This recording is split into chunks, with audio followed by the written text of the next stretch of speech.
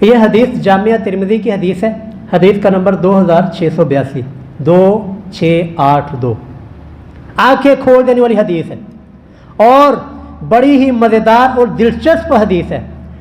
حضرت ابو درداء رضی اللہ تعالیٰ عنہ رسول اللہ صلی اللہ علیہ وسلم کے بڑے ہی لائق ترین اسٹوڈنٹ میں سے ہیں، بڑے ہی لائق ترین شاگردوں میں سے ہیں حضرت ابو درداء رضی اللہ تعالیٰ، دمشق کے اندر وہاں پر موجود ہیں۔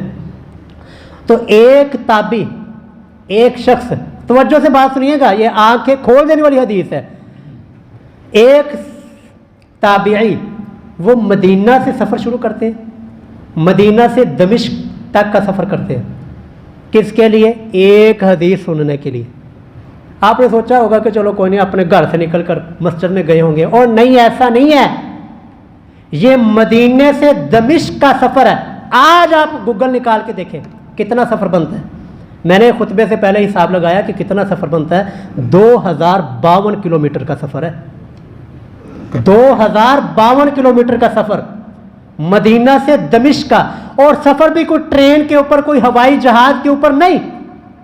اس وقت کا سفر آپ ذرا اندازہ لگائیں کہ جب سفر اونٹ کے اوپر، گھوڑے کے اوپر، ریگستانی سفر ہے، جنگلات کا سفر ہے، جنگلی درندوں کا خطرہ ہے، پیاس کا خطرہ ہے، بھوک کا خطرہ ہے، اس حال کے اندر ایک بندہ سفر کرتا ہے 2052 کلومیٹر کا سفر، اور ارادہ کیا ہے، نیت کیا ہے؟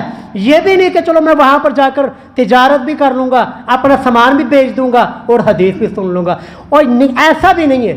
اور یہ بھی نہیں ہے کہ وہاں پر کوئی رشتہ دار تھے، چلو اپنے رشتہ داروں کو بھی مل لوں گا، حدیث بھی سن لوں گا، ایسا بھی نہیں ہے۔ وہ سفر کر کے مدینہ سے چلتے ہیں، دمشق کے اندر پہنچتے ہیں، حضرت ابو درداء رضی اللہ تعالیٰ عنہ کو جا کر ملتے ہیں۔ تو کہتے ہیں کہ میں نے سنا ہے کہ آپ کے پاس رسول اللہ کی ایک حدیث ہے جو آپ روایت کرتے ہیں، آپ بیان کرتے ہیں، میں وہ حدیث سننے کے لیے آیا ہوں۔ اللہ اکبر، صحابی رسول حضرت ابو درداء وہ بھی پوچھتے، او میرے بھائی، اتنا لمبا سفر، کیا تو نے صرف ایک حدیث کے لیے سفر کیا ہے؟ وہ کہنے لگا جی میں نے صرف ایک حدیث سننے کے لیے آپ کے پاس سفر کیا۔ حضرت ابو درداء فرماتے ہیں، کیا تو تجارت کے لیے کوئی اور بھی غرض، کوئی اور بھی تیری کوئی ضرورت تھی، کوئی رشتہ دار ہو، یا تو تجارت کے لیے کوئی سامان بیچنے، کوئی خریدنے کے لیے آیا ہو؟ وہ کہنے لگا نہ میں سامان بیچنے کے لیے، نہ خریدنے کے لیے، نہ کسی سے ملنے کے لیے، نہ کسی کی ملاقات کے لیے آیا ہوں، میں صرف اور صرف اس لیے آیا ہوں کہ آپ کے پاس جو رسول اللہ کی حدیث ہے میں وہ حدیث سننے کے لیے آیا ہوں۔ ہائے ہائے، حدیث بھی پھر کیسی ہے؟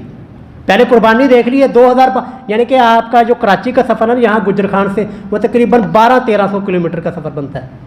آپ کراچی سے ڈبل لگا لیں کہ کراچی، پھر کراچی سے اتنا ہی سفر آگے، اتنا سفر ایک بندے نے طے کیا ہے، اونٹ کے اوپر یا گھوڑے کے اوپر سفر کیا ہے، اور گرمی کا سفر ہے، ریگستان کا سفر ہے، جنگلی درندوں کا خطرہ ہے، بھوک اور پیاس کی شدت ہے، اور سفر کا غرض کیا ہے، مقصد کیا ہے؟ صرف ایک حدیث، ایک حدیث سننے کے لیے۔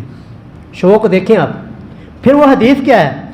حضرت ابو درداء رضی اللہ تعالیٰ عنہ فرماتے ہیں، لو جی سنو پھر حدیث، وہ حدیث ہے، من سلک طریقا یبتغی فیہ علما سہل اللہ بہ طریقا الی الجنہ، کہ جو کوئی شخص علم کی طلب کے لیے، علم کی جستجو کے لیے، اور علم یہ قرآن و حدیث کا علم ہے، باقی یہ جو اسکول کے اندر آپ یہ تعلیم حاصل کرتے ہیں یہ فنون ہے، علم نہیں ہے۔ علم قرآن و سنت کی روح سے صرف قرآن کا علم ہے، حدیث کا علم ہے، قرآن اللہ کا کلام اور رسول اللہ کا فرمان۔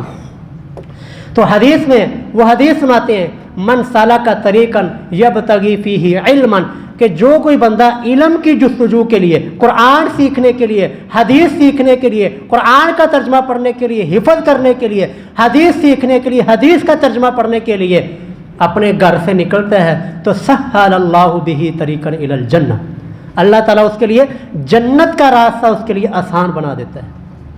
اور آگے وَإِنَّ الْمَلَائِكَةَ، اور بے شک اللہ کے جو فرشتے ہیں، جن فرشتوں کے بارے میں لا یعصون اللہ، قرآن کہتا ہے لا یعصون اللہ ما امرہم، اللہ جو ان کو حکم دیتا ہے اس کی خلاف ورزی نہیں کرتے، وہ اللہ کی نافرمانی نہیں کرتے۔ وَيَفْعَلُونَ مَا يُؤْمَرُونَ، معصوم عن الخطا فرشتے۔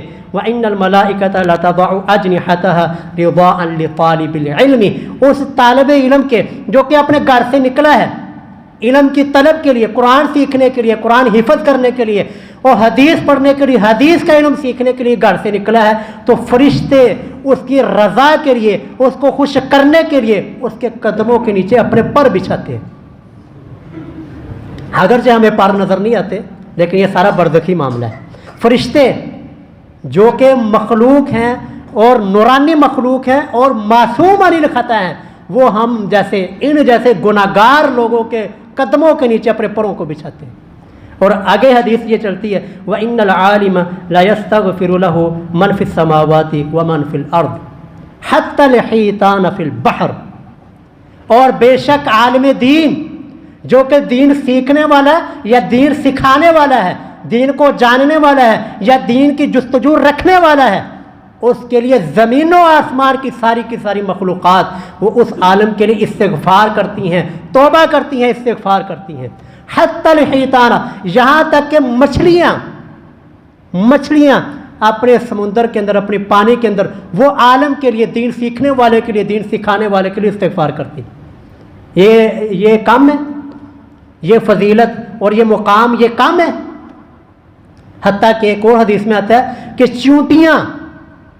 چیونٹیاں اپنی بلوں کے اندر بیٹھ کر دین سیکھنے اور دین سکھانے والوں کے لیے استغفار کرتی ہیں۔ آپ ایمانداری سے بتانا، آپ نے کبھی میرے لیے دعا کی ہے؟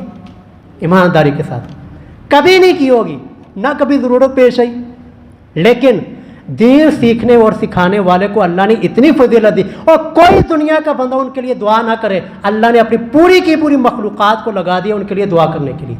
اللہ نے مچھلیوں کو لگا دیا ہے ان کے لیے استغفار کریں۔ گناہگار ہم بھی ہیں اور آپ سے زیادہ گناہگار ہیں، یہ صرف کیا ہے کہ اللہ نے پردے ڈالے ہوئے ہیں، لیکن اللہ رب العالمین نے ہمیں یہ شرف اور عزت سے نوازا کہ ہمارے لیے دین پڑھنے پڑھانے والوں کے لیے مچھلیاں بھی اپنے پانیوں کے اندر استغفار کرتی ہیں، اور چیونٹیاں بھی، زمین و آسمان کی پوری کی مخلوقات آپ کے علاوہ، زمین و آسمان کی پوری مخلوقات وہ عالم دین کے لیے، دین پڑھنے والوں کے لیے وہ توبہ اور استغفار کرتی ہیں۔ اور وفضل العالم علی العابد، عالم کی، دین پڑھنے پڑھانے والے کی فضیلت عبادت کرنے والے کے اوپر، جو کہ صرف عبادت کرتا ہے، اس کو پاس علم اتنا نہیں ہے، کفضل القمر علی سائر الکواکب، جیسا کہ چاند کی فضیلت سارے ستاروں کے اوپر ہے۔ اور آگے حدیث ان العلماء ورثۃ الانبیاء، بے شک علماء یہ انبیاء کرام کے وارث ہیں، کیونکہ انبیاء کرام وہ کوئی درہم اور دینار چھوڑ کر نہیں جاتے، انبیاء کرام کی وراثت یہ علم ہوتی ہے۔ جس نے علم کو سیکھنا شروع کر دیا وہ سمجھ لے کہ میں نبی کا وارث ہوں۔ یہ جو حدیث ہے، اس حدیث کو سننے کے لیے ایک شخص نے 2052 کلومیٹر کا سفر اونٹ کے اوپر یا گھوڑے کے اوپر طے کیا ہے۔